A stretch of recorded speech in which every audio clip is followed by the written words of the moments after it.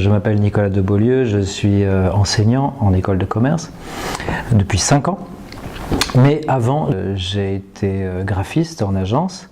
J'ai fait des budgets pour beaucoup de marques nationales, notamment Guerlain et Lancôme. Et puis avant, à la préhistoire, j'étais journaliste dans le domaine du tourisme à Radio Nova.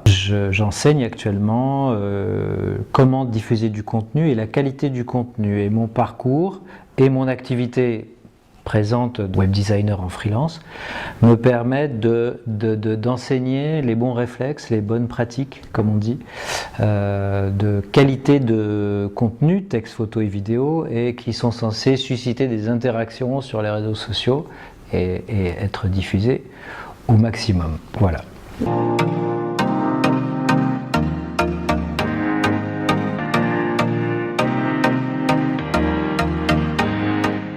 Je commence par faire le point, parce qu'en bachelor, on sait d'où ils sortent du lycée, mais en MBA, les origines, les parcours sont déjà très différents. Donc je fais un point sur la connaissance de chacun, et pour harmoniser, niveler un petit peu, que tout le monde ait au moins les notions importantes sur Photoshop, Illustrator, InDesign, Canva, pour ceux qui n'ont pas Photoshop, et les outils. Qu'ils sachent les fondamentaux. Avant de faire une symphonie de Mozart, il faut savoir faire la gamme. Donc. Et puis après, on a enchaîné sur le web design dans ce cours, donc WordPress. Il existe 1,5 milliard de sites dans le monde, plus de la moitié est fabriqué avec WordPress. C'est indispensable qu'ils le sachent, qu'ils sachent s'en servir. Le digital, d'ailleurs, entre parenthèses, a une prédominance sur le print, tout ce qui s'imprime. C'est le contraire il y a 20 ans, mais maintenant on part du digital, c'est quand même l'élément central de votre communication visuelle. Donc WordPress, web design, ils ont dû inventer un restaurant ou quelque chose, faire un site de 5 pages, et idéalement, en priorité, faire un site qui leur sera utile dans leur carrière, dans leur projet personnel. En MBA, en général, ils ont tous un projet très clair, et de faire un site qui leur est utile. Ensuite, je leur ai expliqué comment ça fonctionne dans une agence, ce que fait un graphiste, quel est son travail, la symbolique des formes, des couleurs, de logos, des polices de logos, des chartes graphiques, créer différentes pistes, gérer un projet, gérer un annonceur, gérer des imprimeurs, la quadrille, le dos carré-collé, la sérigraphie, etc. Et puis voilà, et ils en sont sortis de là en ayant fait un site, une affiche de film, un emballage de produits, de parfums ou de ce qu'ils veulent, un flyer qui sera distribué dans la rue. C'est fictif, mais autant que ça puisse être utile.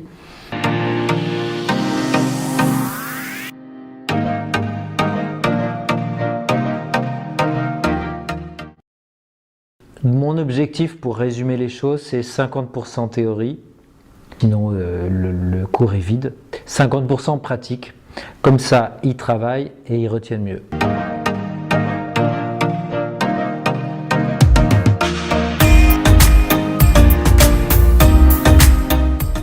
Ce que j'ai apprécié chez eux, c'est en général, pour ce niveau-là, ils sont véritablement totalement motivés. Il n'y a aucun problème de mise en doute du formateur à cet âge-là, c'est fini.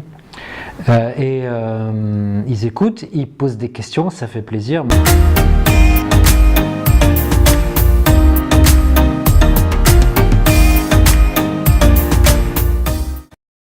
Ma méthode consiste à leur donner des exercices qui font qu'ils travaillent, ils fabriquent au lieu d'être passifs et d'attendre la fin du cours.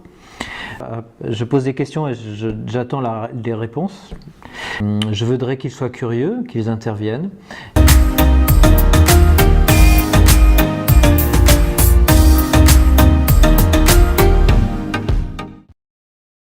Le digital est un support technique, mais c'est de la technique. La technique permet de créer de différentes façons de travailler, de communiquer. Il y a eu 2 caps importants finalement. Il y a eu le remplacement le digital est au cœur de la communication d'une entreprise, c'est tous ces médias digitaux. Le digital est un média, finalement, un support, en fait, en latin. Et il y en a d'autres, hein, presse, radio, télé, affichage, qui permet de toucher une audience plus précise. Âge, ville d'habitation, genre, diplôme, etc. Centre d'intérêt. Et puis la deuxième révolution du digital, c'est ce qu'on a appelé le digital 2.0. En 2005-2008, il y a eu une charnière fondamentale. Et en 2005, il y a eu l'invention du digital et de l'iPhone et puis de Facebook. Et ça a tout changé. Maintenant, on est à 50% de navigation avec un mobile. Les ventes de mobiles ont dépassé les ventes d'ordinateurs. Tout le monde, à commencer par les community managers, métiers qui n'existaient pas il y a 15 ans, on garde un œil sur les statistiques, les interactions. Tout ce qu'on publie, texte, photo, vidéo, est censé susciter des commentaires, des interactions, on crée des choses sur les réseaux sociaux. C'est ça qu'on a appelé le 2.0. Vous n'avez plus, schéma très connu, une marque qui donne de la communication vers ses clients, vous avez une marque qui donne de la communication aux clients, les clients discutent entre eux de la marque et les clients contribuent à donner de la communication dans l'autre sens, vers la marque. Et c'est une autre approche de la communication qui est très intéressante et je trouve que c'est un métier qui est créatif et amusant. Donc voilà, le digital permet une plus grande souplesse et bon, peut-être le revers de la médaille, mais c'est comme ça, il faut s'y faire et en fait ça peut être très amusant, c'est de réagir vite. Les gens veulent des réponses, des interactions rapides et c'est normal, même s'ils veulent acheter un frigo chez Darty.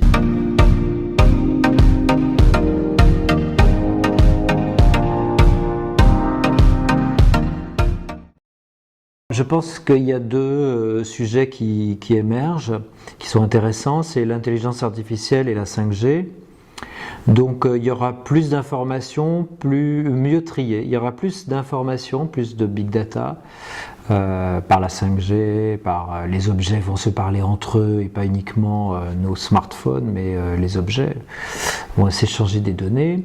L'intelligence artificielle va permettre de trier ce qui est pour l'instant pas du tout triable, qui est en vrac, et en déduire des décisions, des actions à partir de ce nuage informe. L'intelligence artificielle va prendre des décisions meilleures que les vôtres peut-être, plus précisément efficaces en prédisant, en essayant de prédire les réactions des gens qui sont en face.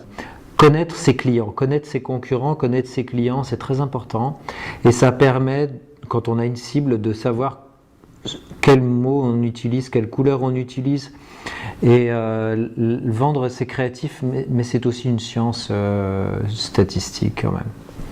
Donc voilà, entre l'intelligence artificielle et la 5G, il y aura encore plus de data qui permettront de prendre encore plus de décisions intéressantes. Voilà.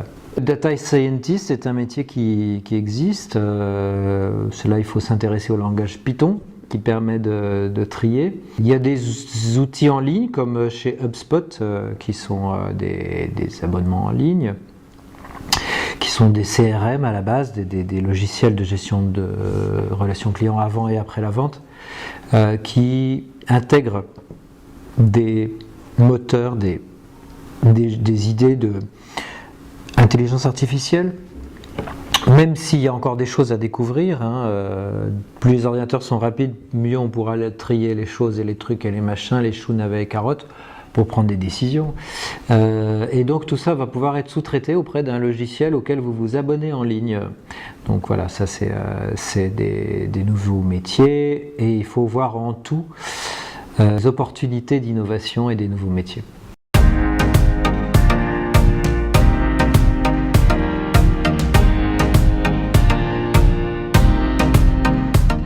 Ça sera plutôt non pas en utilisant le futur mais le passé et les vertus du passé.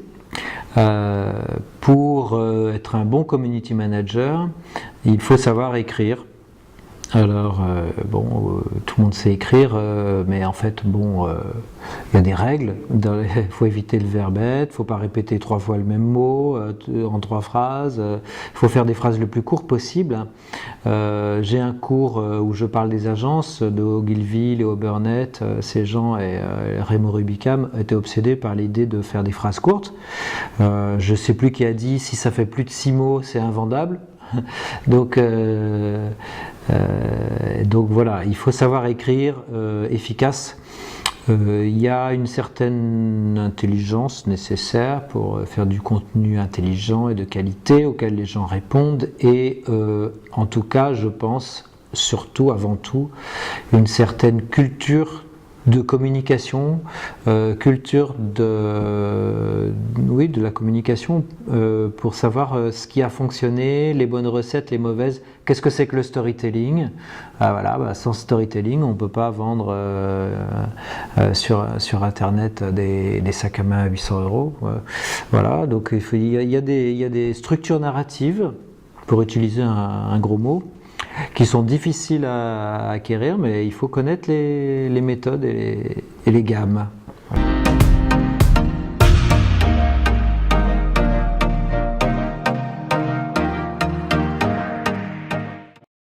Il faut vivre avec son temps et aimer le digital. Trier encore une fois les outils et la qualité de contenu. Faut aimer créer. Voilà. Texte, photo, vidéo.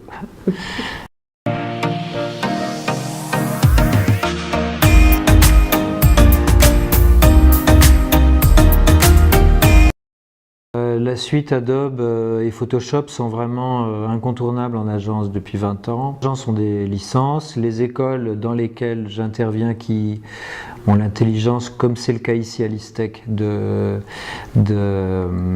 mêler des cours de management, de marketing digital et aussi de création graphique. Toutes les écoles ne rajoutent pas ça, certaines ne font que ça, les écoles d'art. Ici on mélange et c'est très bien.